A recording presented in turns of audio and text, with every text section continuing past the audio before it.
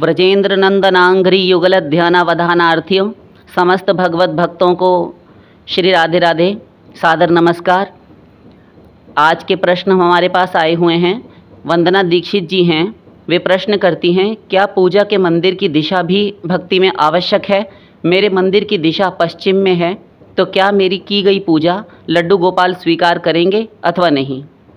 दूसरा प्रश्न है अन्विता लक्ष्मी जी का, मेरे घर में भक्ति करना मना है क्योंकि मैं अभी पढ़ाई कर रही हूँ।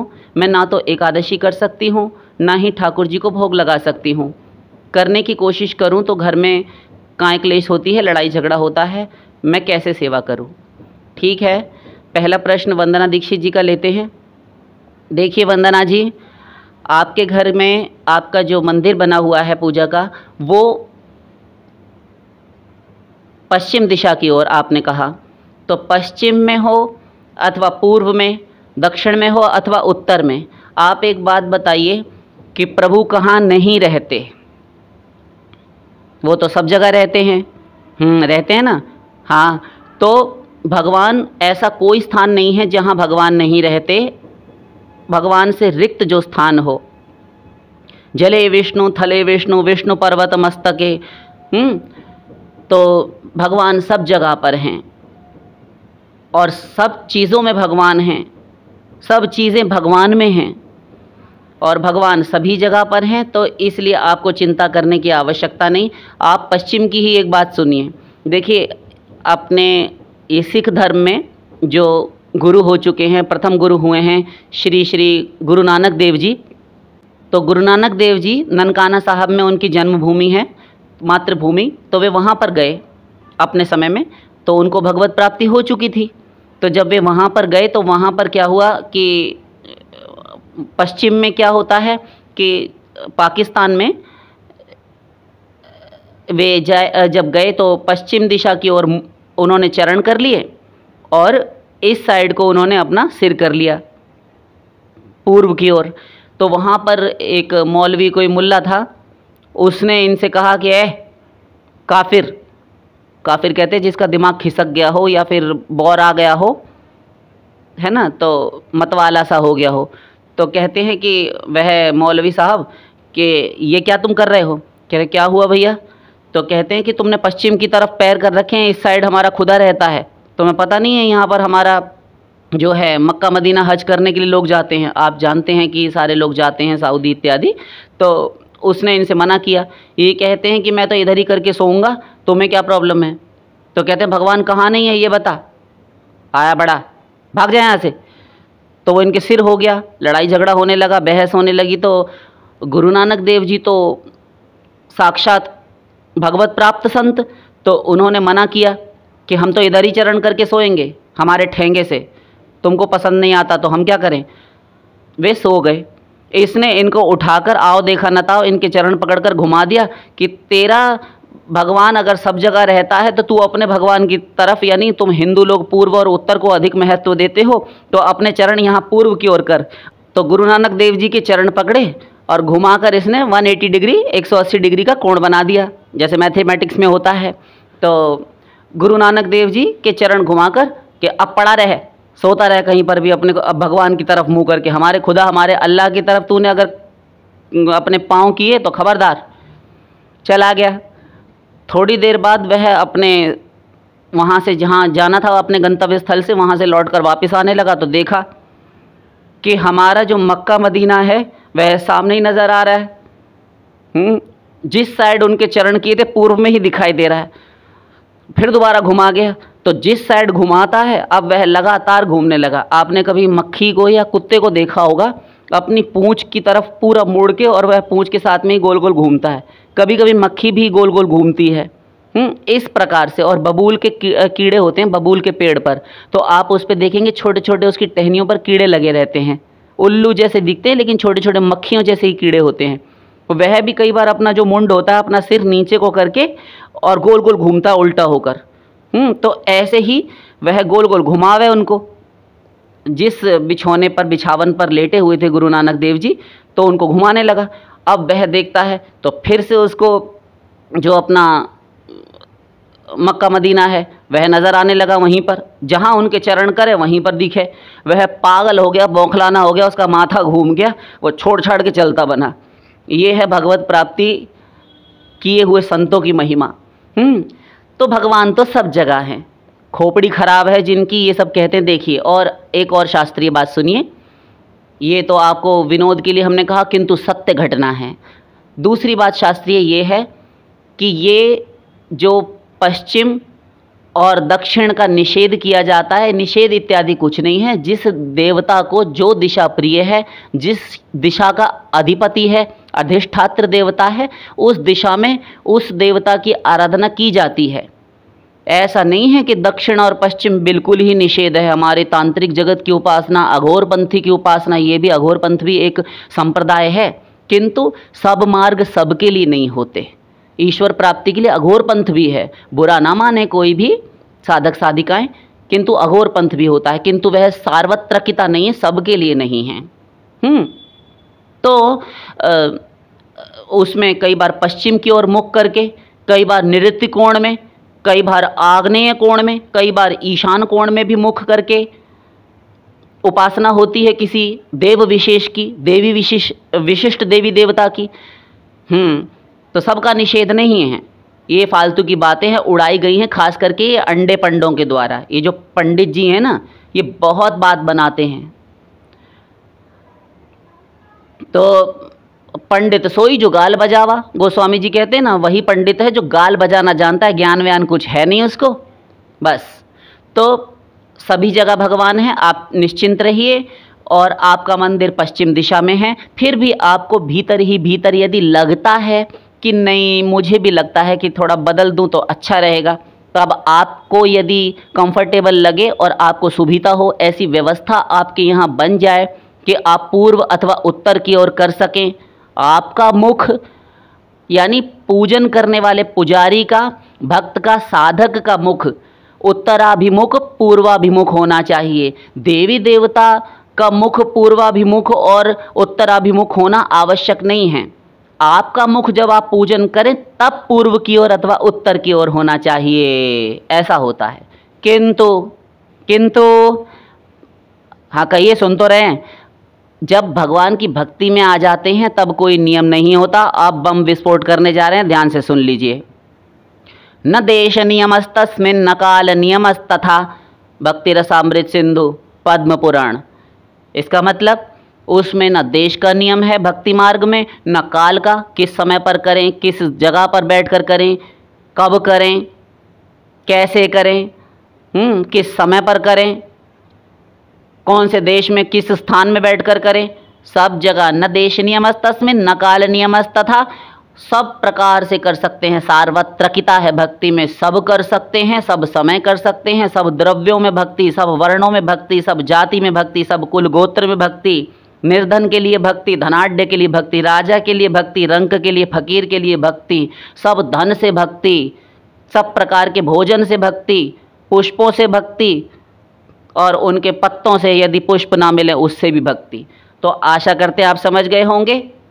टेंशन मत लीजिए, यदि सुविधा नहीं सदता तो मंदिर जहाँ है वहाँ बने रहने दीजिए। आप अपना भजन पूजन करते रहिए, ठाकुर जी कोई नाराज़ नहीं होंगे, सब स्वीकार करते हैं। ठाकुर जी ने आपको स्वीकार कर लिया क्योंकि ममैवांशो, कुछ समय पूर्व और कल परसों ही आपने सुना होगा, सदा से सुनते आए हैं कि जीवात्मा ईश्वर का अंश है, और जब अंश है तो उनका बेटा है। अमृतस्य वै पुत्राः, ईश्वर भगवान जो है वह समस्त जीवों का पिता है, परम पिता कहते हैं उनको।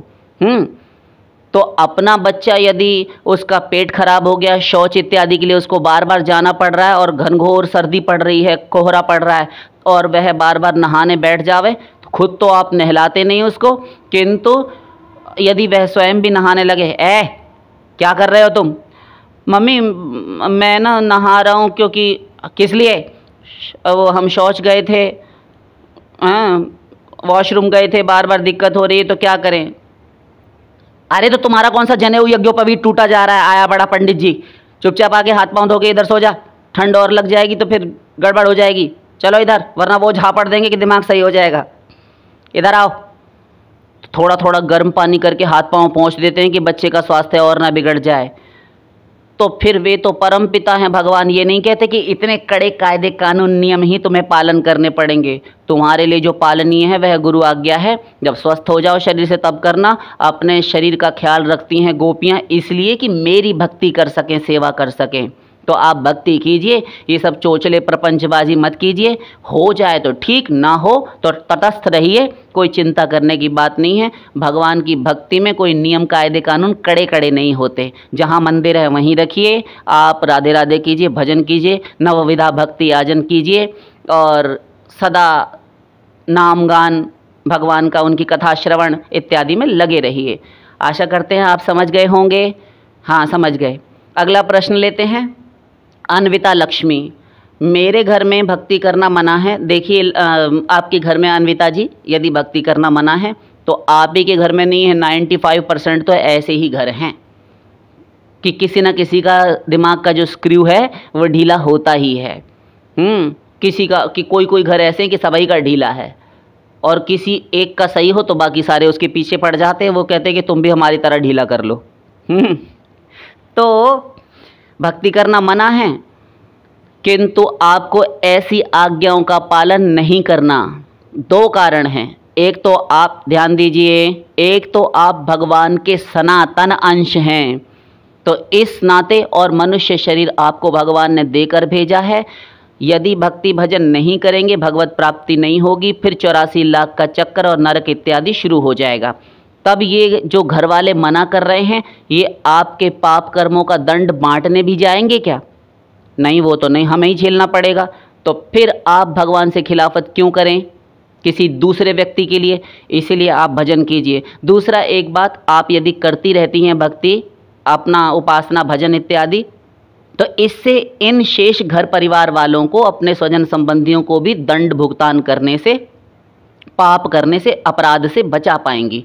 क्योंकि ये नहीं करने दे रहे कोई बात नहीं, किंतु आप छोड़ देती हैं तो उसमें ये निमित्त बन जाएंगे। किंतु आप यदि करती रहती हैं तो ये बचे रहेंगे, इनकी कुछ रक्षा हो सकेगी।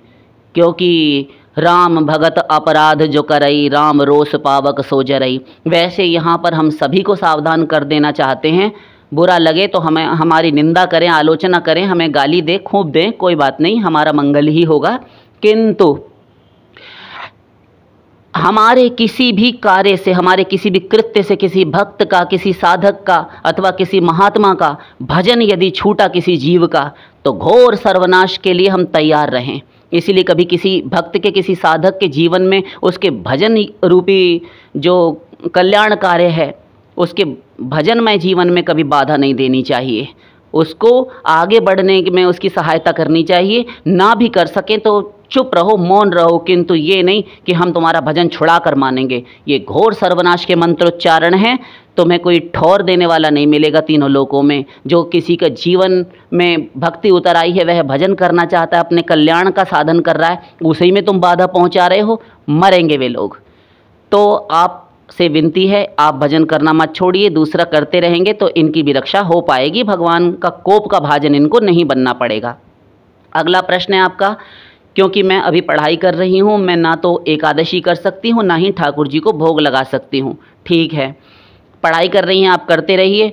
पढ़ाई कर रही हैं किंतु 24 घंटे तो आप पढ़ाई नहीं करती होंगी। बहाने मत बनाइए। बहाने नहीं बना रहे, हम सिर्फ बता रहे हैं हमारी व्यवस्था। हाँ, तो व्यवस्था है, उसमें भी यदि करना चाहें तो सब कर सकते हैं। देखिए अर्जुन कितना सूक्ष्म काम कर रहे हैं। युद्ध से अधिक सूक्ष्म काम कौन सा होगा? जरा सा निशाना चूका, जरा सा, और प्राणों पर बनाई। सामने वाले तक तक कर बाण मार रहे हैं, भीष्म पितामह, कर्ण इत्यादि। कितनी मुठभेड़ हो रही है, भयंकर युद्ध हो रहा है, किंतु फिर भी श्री कृष्ण क्या कह रहे हैं? वे ये नहीं कह रहे कि अर्जुन तू ऐसा कर, घर पे चला जा और राधे राधे कर। नहीं, तस्मात् सर्वेषु कालेषु माम अनुस्मर युध्य च। मतलब तू लगातार इसीलिए सदा मेरा भजन कर, मेरा स्मरण कर। माम अनुस्मर युध्य च, और साथ साथ युद्ध भी कर। स्मरण कर तो क्या चुपचाप बैठ जाऊं रथ में? आप रक्षा करेंगे, मैं तो कर ही रहा हूं, लेकिन तू अपना भजन करता रहे, मेरा स्मरण करता चल और युद्ध करता चल। अपने कर्तव्य मत छोड़ो।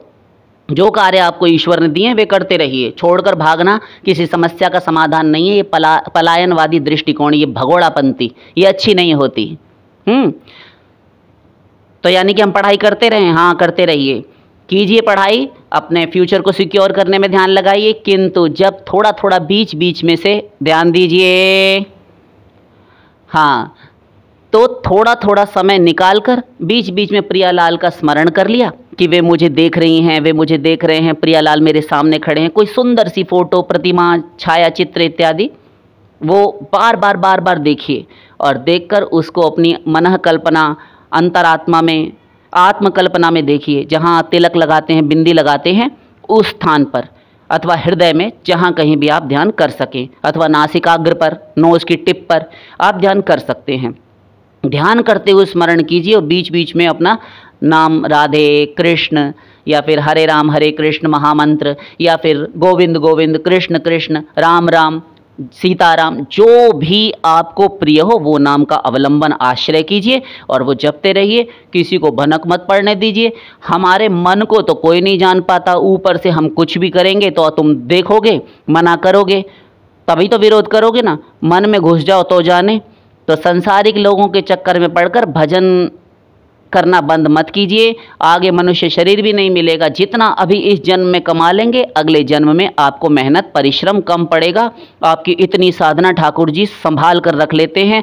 बाकी रहा सहा अगले जन्म में आपको मनुष्य शरीर फिर से दे देते हैं। तुरंत इमीडिएटली मनुष्य शरीर मिल जाता है, बिना किसी योनि में, किसी कुत्सित योनि में गए बिना।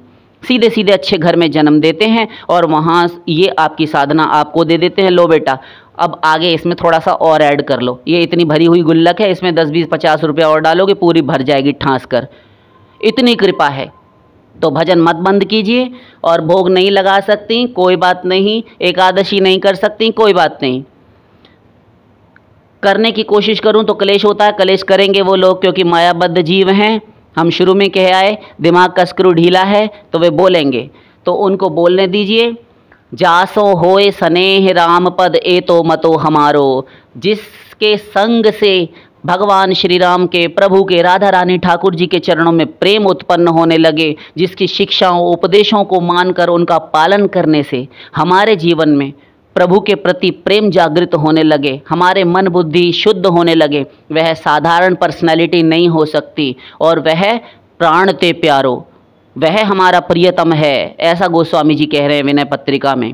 और जासो होए स्नेह राम पद, भगवान के चरणों में जिसके संग से, जिसकी संगति से, जिसके उपदेशों का पालन करने से भगवान के चरणों में प्रेम जागृत हो जाए, हमारे जीवन में भक्ति महादेवी का अवतरण होने लगे, वही हमारा प्रियतम है, वही हमारा इष्ट है, वही हमारा गुरु होने योग्य है। और ए तो मतो हमारो, गोस्वामी जी कहते हैं मेरा तो इतना मानना है सीधा सीधा कि जिसके संग से भगवान में प्रेम हो जाए हमारा, वही। और जिनके प्रिय न राम बैदेही तजिए ताही कोटि बैरी सम यद्यपि परम सनेही। सो छाड़िए अंजन कहा आँख जेही फूटे। ऐसे काजल का कोई काम नहीं जिससे ना तो आंखें सुंदर लगे देखने में, आंखों में लगावे तो किरकिरी लगे और आँख ही फूट जाए। नेत्र ज्योति तो बढ़े ना, उल्टा नेत्र ज्योति घटते घटते आंखें ही फूट जाए, हॉस्पिटल में उसको भर्ती कराना पड़े। तो ऐसे काजल को दूर से ही नमस्कार। तो ऐसे लोगों का, कुसंगियों का संग नहीं करना चाहिए। संग रहें तो उनको मन से त्याग दें, अन्यथा वे मन में आकर बैठ जाएंगे। राग द्वेष नहीं करना उनके प्रति, दोनों ही प्रकार से वे हृदय में आएंगे और हृदय में आने चाहिए प्रियालाल ठाकुर जी। मन गंदा होगा सांसारिक लोगों के आने से, इसलिए ना उनके प्रति अच्छी भावना रखें, ना दुर्भावना करें, कुछ नहीं। राग द्वेष से बचते हुए भक्ति करनी है, ये सारे भक्ति के नियम हैं। भोग आप लगा सकते हैं तो लगा लीजिए, नहीं लगा सकते तो एक छोटा सा उपाय बता रहे हैं। अपने बैग में, अपने पर्स में छोटी सी राधा रानी ठाकुर जी की एक छवि, कोई तस्वीर रखिए, छोटी सी तस्वीर, और रखकर बैग में धरे रहिए। और उससे किसी को कभी आपका बैग चेक भी किया किसी ने तो शक भी नहीं होगा कि संगे रखते हैं तो उसमें क्या हुआ। और कहीं एकांत स्थान में जब आपको समय मिले तो थोड़ा सा किशमिश, मुनक्का, दाग छुआरा, ये ड्राई फ्रूट्स होते हैं, जो भी मखाने हैं, मिश्री है, जो भी चीज़ है, रास्ते में आप जाती हैं तो 10 20 50 रुपये तो आपके पास होते ही होंगे।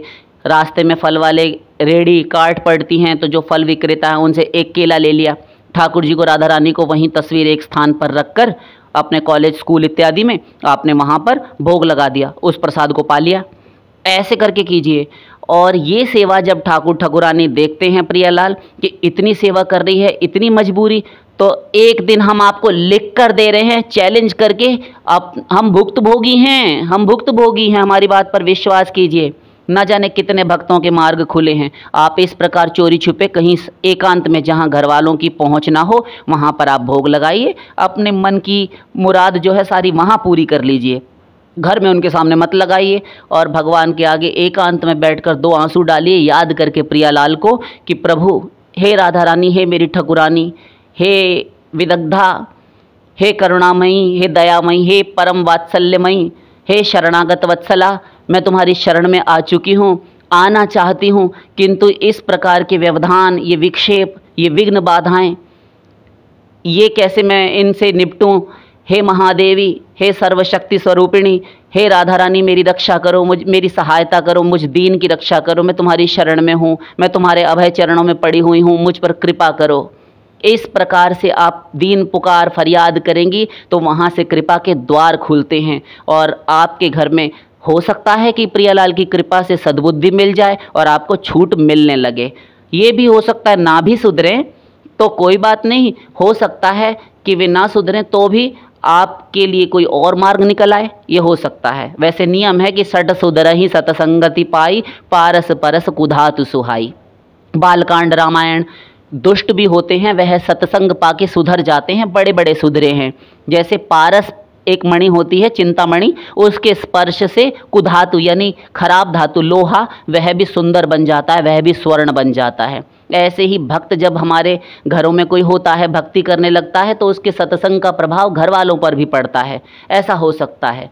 दूसरी बात कि इस प्रकार से आप यदि मन मसोस कर भक्ति करना बंद कर देंगे तो आपके कल्याण में बाधा पहुंचेगी, इसलिए ये काम मत कीजिए, उनकी बात मत सुनिए। ऐसी आज्ञाएं पालन करने के लिए नहीं होती, इनकी अवज्ञा करने से कल्याण ही होता है और उनको भी आप पाप से उनका परिरक्षण कर पाएंगी। और ऐसी आज्ञाओं की अवहेलना, उल्लंघन और उनकी जो है खिलाफत, उनकी तौहीन करना ही आपके लिए कल्याणकारी होगा। बिल्कुल मत मानिए, क्योंकि मूल में आप भगवान के हैं, किसी के नहीं है, संसार में हमारा कोई नहीं है, ये समझे रहिए। कल्याण मार्ग में जो बाधा पहुंचाए, बाधक बन के खड़ा हो जाए, बार बार विघ्न विक्षेप पैदा करे, रोड़े अटकाए, कोई माँ नहीं, कोई बाप नहीं, कोई बेटा स्त्री पति इत्यादि नहीं, सबका त्याग कर दीजिए। मन ही मन, स्त्री शरीर है आपका, लड़की हैं, आपको घर छोड़ने के लिए हम नहीं कहेंगे, किंतु घर ही में रहिए, मन से इनको निकाल बाहर कीजिए। चुपचाप एकांत में भजन कीजिए, बाकी सबके साथ रहिए, दांत चौड़ा कर दिखा दीजिए कि हाँ बड़े प्रसन्न हैं, जैसा ये चाहते हैं हम वैसे ही कर रहे हैं, इनको ऐसा करके दिखाइए और अपना काम चुपचाप बनाते रहिए।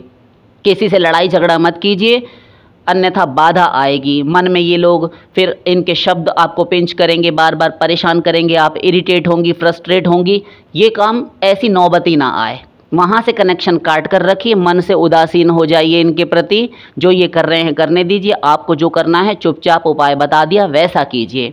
आशा करते हैं आप समझ गई होंगी। फिर से यदि कोई समस्या हो तो आप प्रति प्रश्न कर सकते हैं। शेष फिर